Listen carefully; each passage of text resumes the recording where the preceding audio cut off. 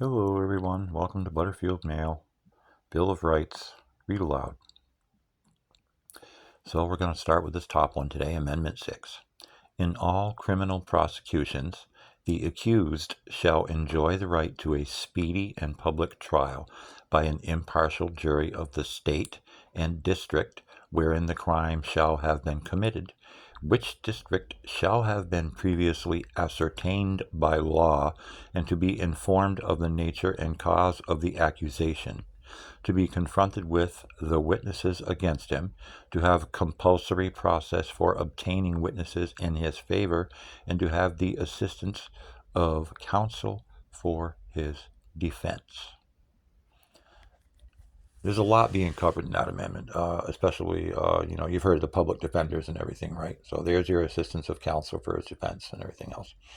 And what they're also saying is, they want to put you on trial in the state that you committed your alleged crime in. Right? And otherwise, you can be subject to the process known as extradition, right? To bring you back to the state where you are alleged to have commit XYZ crimes in.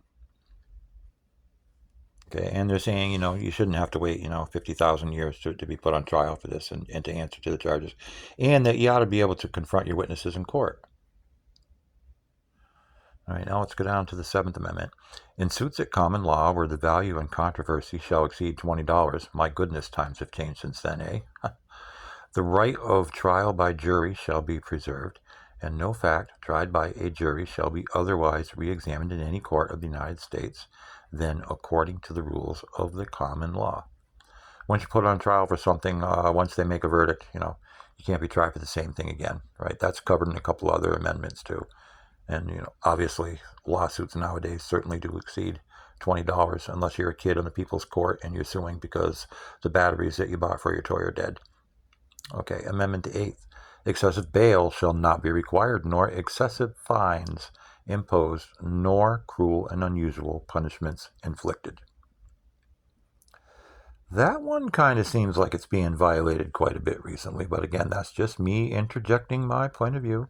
Amendment 9, the enumerations in the Constitution of certain rights shall not be construed to deny or disparage others retained by the people.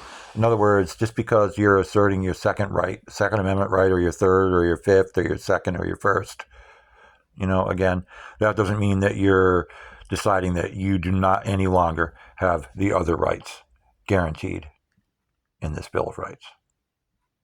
Everyone take care.